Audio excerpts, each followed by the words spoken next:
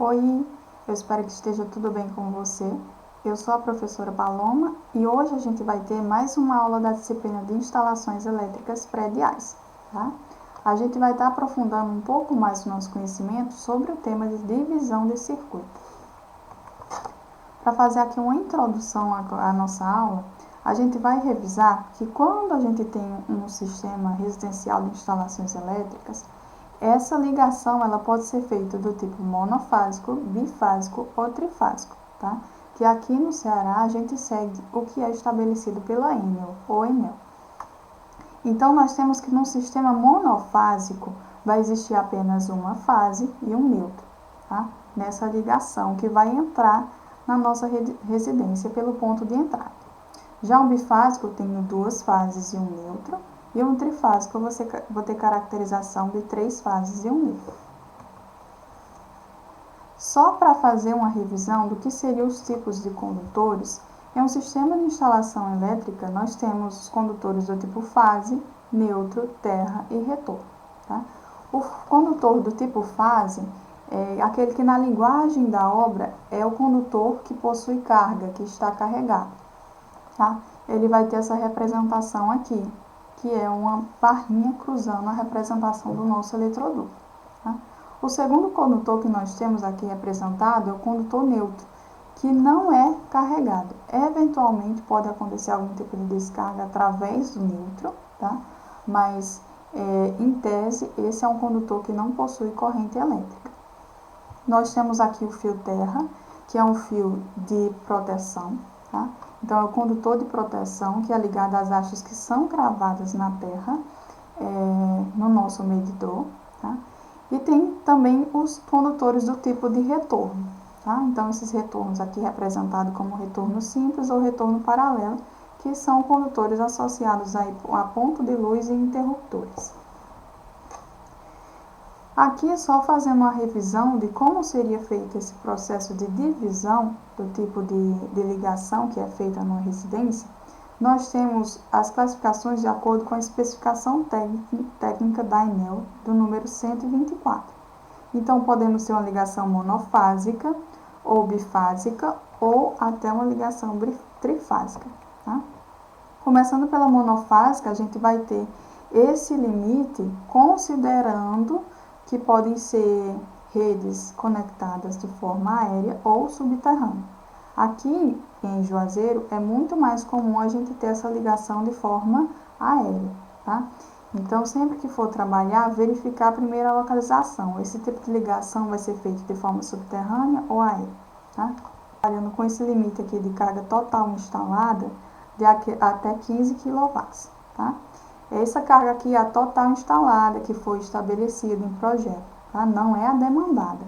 Aqui a gente faz a solicitação da ligação de acordo com toda a nossa carga instalada e prevista em projeto.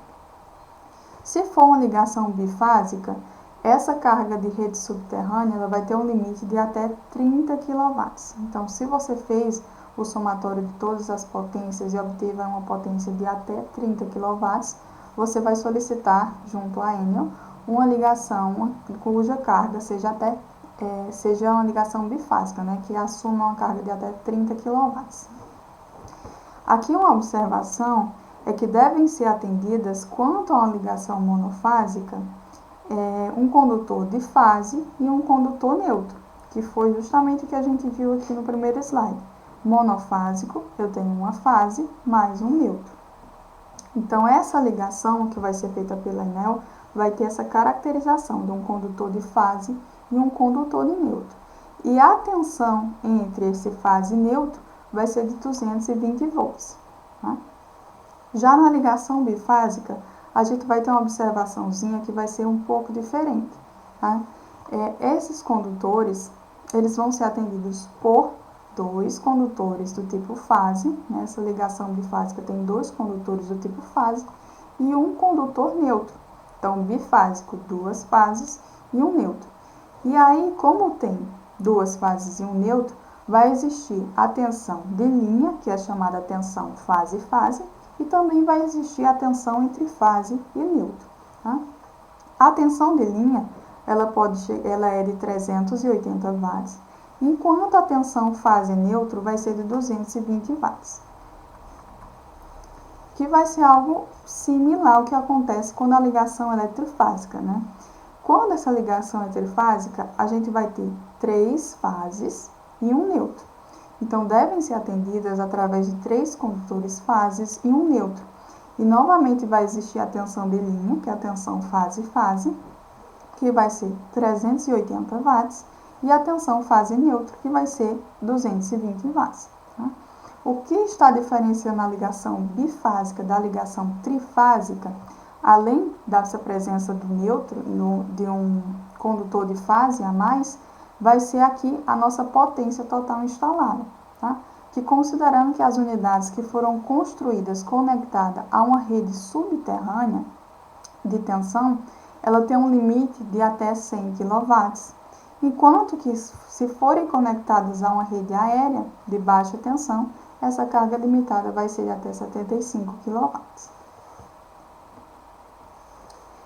Então, a partir disso, a gente consegue entender mais como seriam esses condutores que estão saindo do que é de domínio e responsabilidade da concessionária local até o nosso quadro medidor, que é o que nós temos aqui.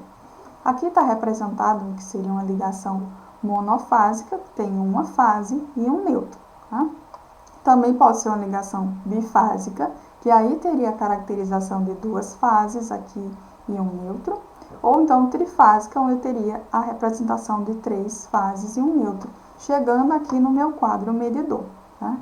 De acordo com a Enel, quando chega no nosso quadro medidor, a gente tem que ter aqui um condutor de aterramento, que vai ser responsável por estar associado à parte de segurança do nosso projeto de instalação elétrica e é responsável por pegar qualquer excesso de carga e levar, por questões de segurança, a parte subterrânea da residência. Tá? Então, chegado nesse medidor, nós vamos fazer a condução, né? Esses condutores eles vão ter o seu caminho até chegar a um quadro de distribuição. Tá? Esse quadro de distribuição, ele fica dentro da residência ou dentro do apartamento, tá? E de modo geral, ele tem que ficar perto do nosso medidor, que é onde eu vejo o consumo. Porque esses condutores que levam do medidor até o quadro de distribuição são os condutores que têm maior bitola, né, são os mais espessos. Então, por isso, eles são, logicamente, também mais caros. Então, quanto mais a gente consegue encurtar essa distância entre o medidor e o quadro de distribuição, mais barato vai ficar a confecção, né, a aquisição desses nossos cabos. Tá? A partir do nosso circuito de distribuição, nós vamos fazer a divisão em diferentes circuitos. Esses circuitos internos que vão estar dentro dessa residência ou dentro desse apartamento, a gente vai chamar de circuitos terminais. Tá? Então, aqui na representação eu tenho um circuito 1, que seria um circuito associado a uma lâmpada, um circuito 2, que é um circuito associado aqui a uma tomada de uso geral, teria aqui um circuito 3 associado a um chuveiro elétrico, que é uma tomada de uso específico, e um quarto circuito associado aqui a uma máquina de lavar e secar, que também é uma tomada de circuito, uma tomada de uso específico. Tá? Mas por que a gente vai fazer essa divisão em circuitos terminais, né? Um dos motivos que nós levamos em consideração para fazer essa divisão de um circuito maior em circuitos terminais é que o circuito ele não será afetado pela falha de um outro, caso ocorra um defeito em algum deles. Então, por exemplo, você quer fazer a troca de alguma lâmpada, você pode desligar somente o circuito associado à iluminação e você pode continuar dentro daquela residência utilizando uma tomada ou utilizando uma tomada de uso específico. Então, isso acaba gerando uma independência maior para cada circuito, porque eu não preciso desligar todos os circuitos de uma vez para que eu possa fazer alguma manutenção que seja necessária em um deles. Um outro motivo é que vai auxiliar na implementação de medidas de proteção adequadas contra choques elétricos, que é o que a gente vai ver ao longo das próximas aulas. Então, como que seria feito esse processo de divisão desses circuitos terminais? Para que a gente possa dar andamento a essa divisão de circuitos, a gente deve obedecer o que está estabelecido na norma 5410, a norma brasileira 5410. Tá? E sobre essa divisão de circuitos, ela vai informar que em um projeto de instalação elétrica residencial, a gente deve prever circuitos de iluminação separados dos circuitos de tomadas de uso geral, que são as TUGs, e das tomadas de uso específico, que são as TUs. Ou seja, você já escolheu todos os pontos de luz dessa residência e todas as tomadas. Você não pode colocar iluminação junto com essas tomadas em um único circuito. Você vai separar o circuito de iluminação e o circuito de tomadas, seja essas tomadas de uso geral ou essas tomadas de uso específico. Além disso, você vai prever circuitos independentes e exclusivos para cada equipamento com corrente nominal superior a 10 amperes. Tá? Então, isso acontece com mais frequência com os nossos equipamentos associados a uma tomada de uso específico, que são aqueles equipamentos que ficam estacionários e que estão associados mais especificamente a uma tomada. Tá? Então, esses equipamentos, como eles têm uma potência demandada maior, consequentemente, eles vão estar demandando uma corrente maior. Tá? Então, se porventura um desses equipamentos precisar de uma corrente superior a 10 amperes, você vai ter que separar um único circuito para esse equipamento. Isso quer dizer, você vai precisar fazer uma manutenção desse equipamento, de alguma forma, você vai desligar exclusivamente o circuito associado a ele. Tá? E por quê? Porque uma corrente superior a 10 amperes acaba tornando os cabos condutores muito espessos e caros. Isso dificulta também o manuseio desses cabos para a execução desse projeto de instalação elétrica, além de que essa corrente superior a 10 amperes, ela pode ter riscos aí de choque elétrico com consequências mais graves. Então, o último ponto, o terceiro ponto, seria que os pontos de tomadas da cozinha, copa e áreas de serviços, elas devem ser alinhadas por circuitos específicos para eles.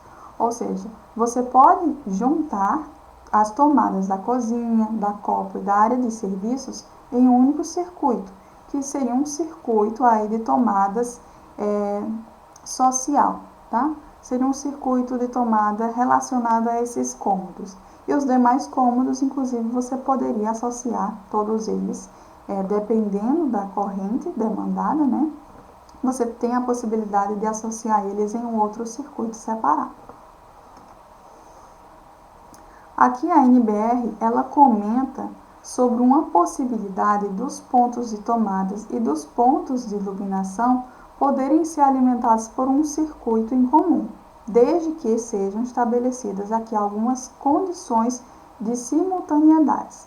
Então, a gente viu aqui, circuitos de iluminação e circuitos de tomadas de uso geral e de uso específico, é recomendado a gente prever esses circuitos separados, tá?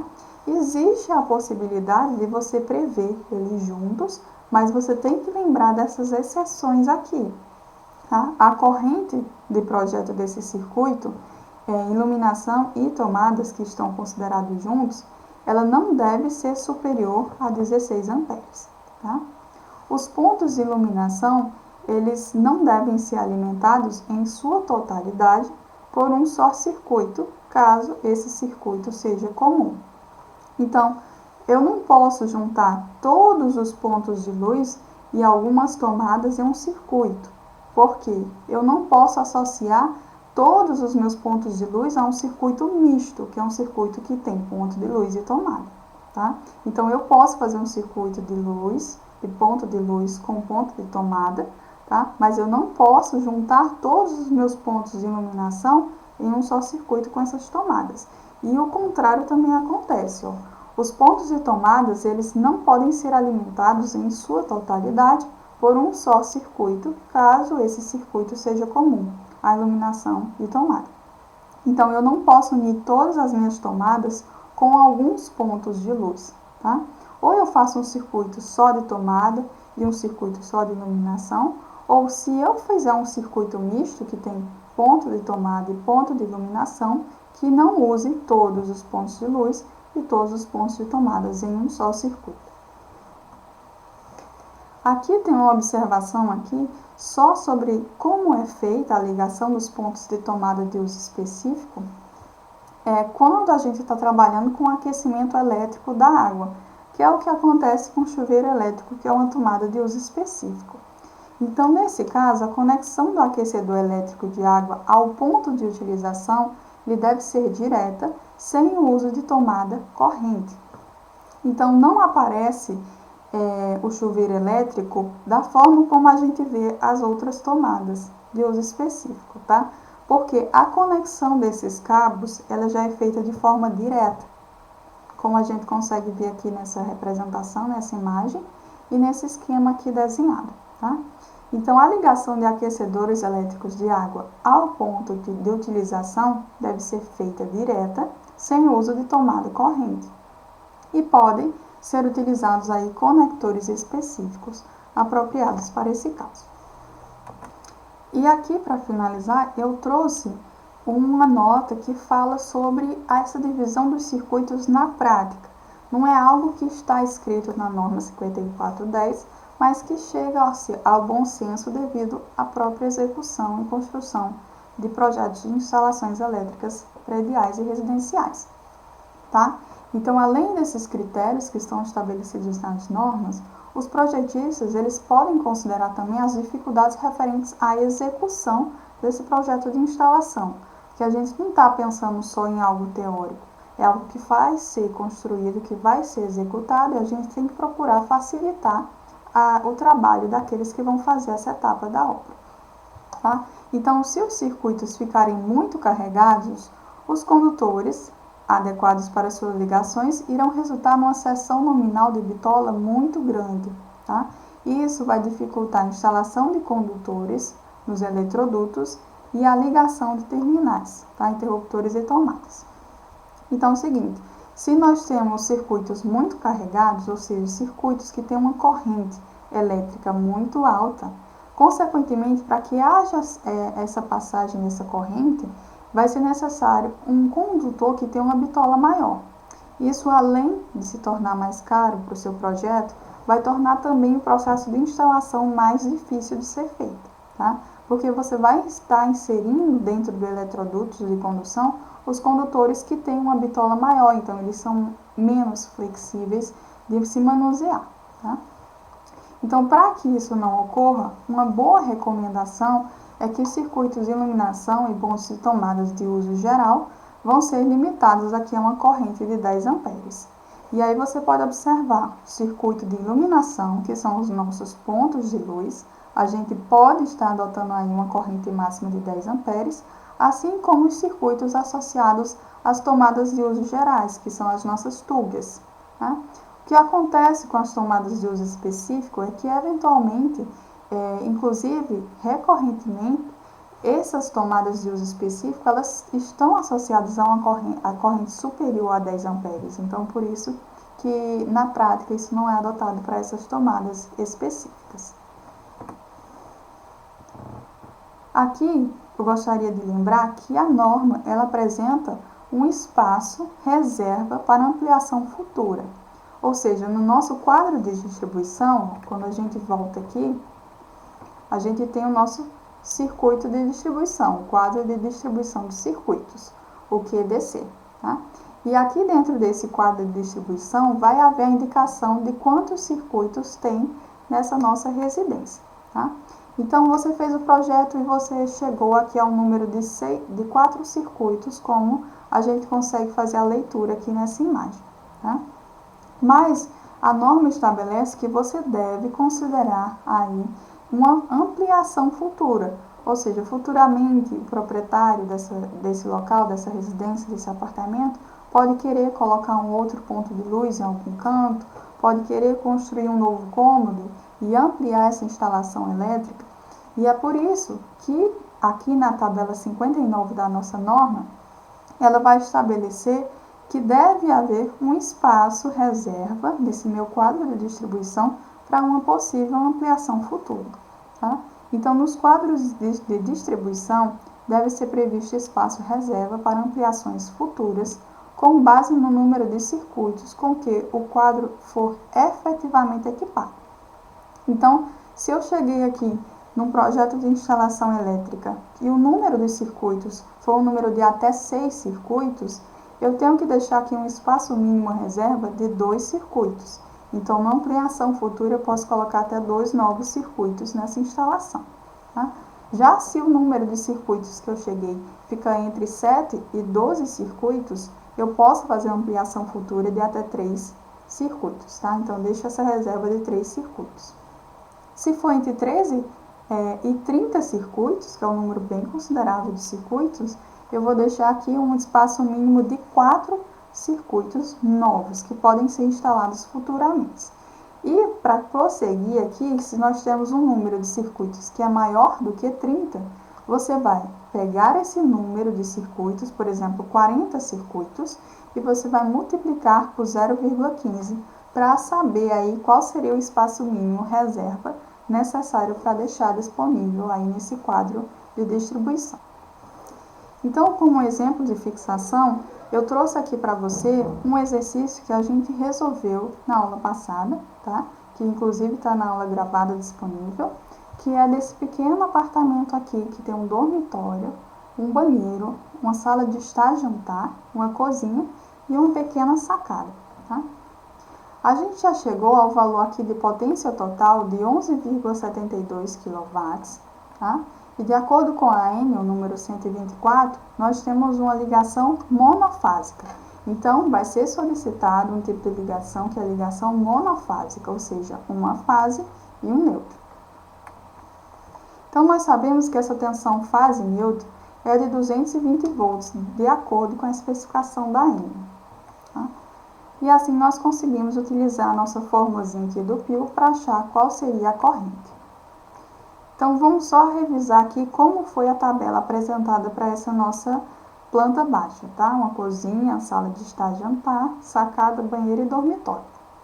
A gente chegou aqui a uma potência de iluminação em voltamperes igual a 560 voltamperes, que é igual a 560 watts, tá? Fazendo aqui a multiplicação pelo fator de potência, que é igual a 1.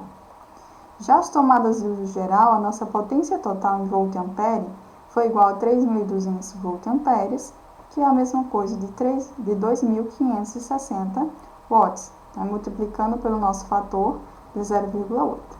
E a potência das TUIs, que é só fazer o somatório aqui, a gente chegou a uma potência ativa de 8.600 watts. Tá? Então, como que a gente pode fazer com esses dados a divisão do nosso circuito dessa instalação elétrica? A gente vai prever um circuito de iluminação e verificar se é necessário mais de um. A gente pode utilizar todos os pontos de luz aqui da nossa planta baixa em um único circuito, desde que esse circuito esteja separado das tomadas de uso geral e tomadas de uso específico. Então, na nossa primeira tentativa, a gente vai ver se a gente consegue colocar todos esses pontos de luz em um único circuito ou se vai ser necessário mais de um. Porque se essa corrente for superior a 10 amperes, é melhor que você consiga fazer a divisão aí em 2 circuitos de iluminação, tá? Então, vamos prever aqui, ó. Para um circuito de iluminação, a gente chegou a uma potência total de 560 voltamperes, tá? A nossa tensão fase neutra é de 220 volts, porque o nosso tipo de ligação é monofásico. Então, substituindo aqui na nossa formulazinha do pio, a gente consegue achar que a corrente é 560 voltamperes dividido por 220 volts, achando aqui uma corrente de 2,55 amperes. Então, como é uma corrente inferior a 10 amperes, você consegue fazer toda essa ligação aqui dos pontos de luz em um único circuito de iluminação. Então, a gente já sabe que temos aqui um circuito de iluminação para esse apartamento. A partir daí, a gente vai prever como ficam os circuitos das tomadas de uso geral, tá? Antes de prever, por fim, as tomadas de uso específico. Então, o que a gente sabe é que a norma ela pede para a gente prever esses circuitos de iluminação separados dos circuitos de TUGs e TUIs. Tá? A gente já separou esse circuito de iluminação, ele conseguiu comportar todos os nossos pontos de luz, mas agora a gente vai ver como fica os circuitos de tomada de uso geral. Tá? Considerando aqui um circuito de tomada de uso geral, a gente tem que a nossa potência é 3.200 volt-amperes. Saiu da onde esse valor? Da nossa tabelinha, já que a gente já estimou qual seria essa potência total associada aqui às nossas tomadas de uso geral. Tá? Então, nós temos que essa potência é 3.200 volt-amperes e a nossa tensão fase neutra continua sendo 220 volts. Então, nós temos aqui que essa corrente ela vai ser igual a 3.200 volt-amperes dividido por 220 volts, da onde a gente acha uma corrente de 14,55 amperes. Então, é uma corrente maior do que 10 amperes. Então, existe a recomendação, não na norma, mas da prática de execução, de fazer essa separação desses circuitos de tubos em dois circuitos. Tá? Então, considerando essa separação em dois circuitos, a gente vai levar em conta uma outra afirmativa da nossa norma 5410, que fala que os pontos de tomada de cozinhas, copas, áreas de serviço devem ser alimentados por circuitos específicos para este local. Tá? Então, nós temos aqui a presença da cozinha. A gente não tem nessa nossa planta baixa nenhuma copa e nenhuma área de serviço. Então, aqui nós temos a consideração de dois circuitos tubes, tá? Onde, num primeiro momento, a gente vai estar avaliando um circuito isolado da cozinha. Para fazer um circuito isolado da cozinha, você tem que a potência dessa cozinha é igual a 1.900 volt-amperes, tá? Essa informação a gente tirou daquela tabelinha de previsão de cargas, ó, onde que para a cozinha eu previ uma carga de potência total, uma potência total de 1.900 volt-amperes, tá? Então, é essa informação que a gente vai utilizar aqui no nosso circuito. Só retornando aqui para o slide, a tensão fase neutro segue em 220 volts, então a gente consegue só substituir aqui, ó, 1.900 volt-amperes dividido por 220 volts, onde eu acho uma corrente de 8,63 amperes.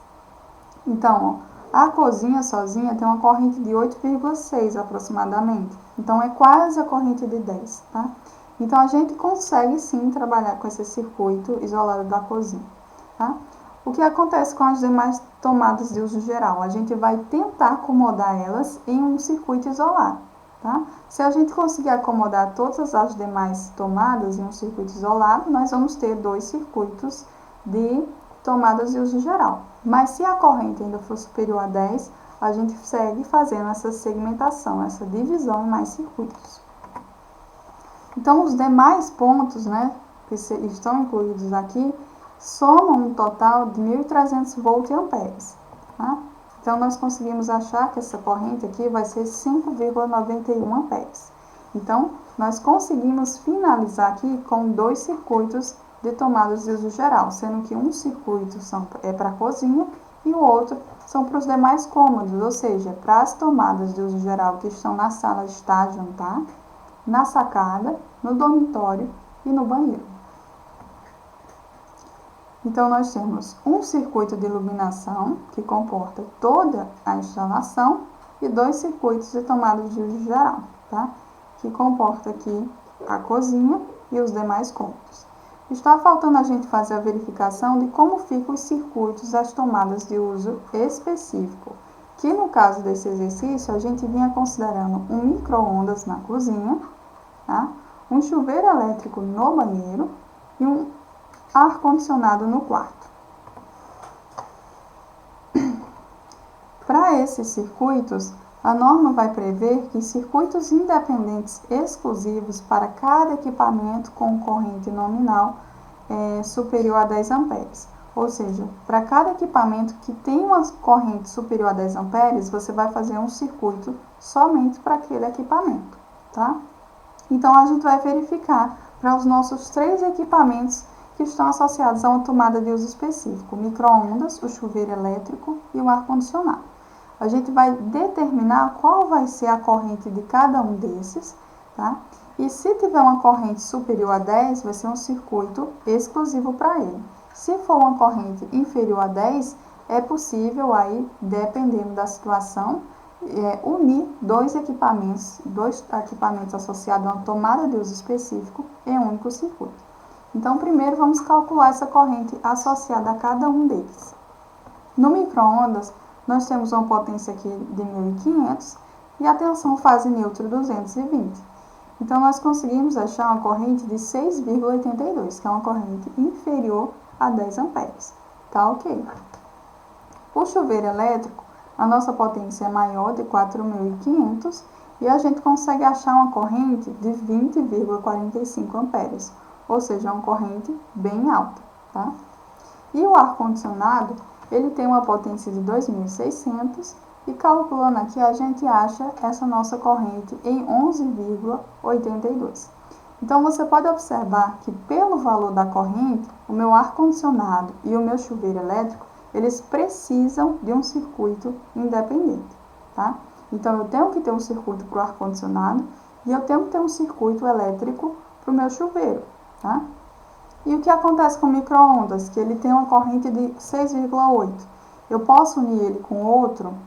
Não pode, tá? Você não pode unir tomada de uso específico com tomada de uso geral, tá? Eles têm que ser feitos separados. Se houvesse algum outro equipamento de tomada de uso específico que somado aqui a corrente do meu micro-ondas fosse uma corrente total menor do que 10, você poderia unir num único circuito, tá? Mas, de modo geral, isso não vai acontecer, porque dois equipamentos específicos geralmente requerem correntes muito altas, tá?